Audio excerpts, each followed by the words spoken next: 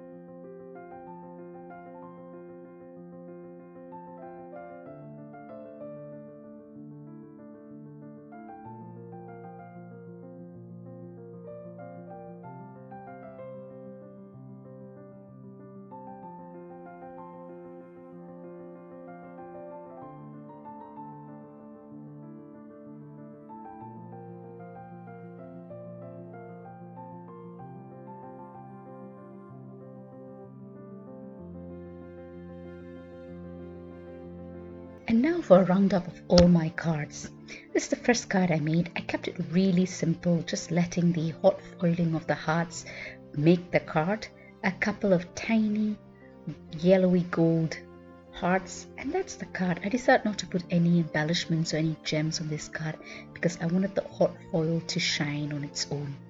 And it's a slimline card that I used there. The next card, now this is a happy accident.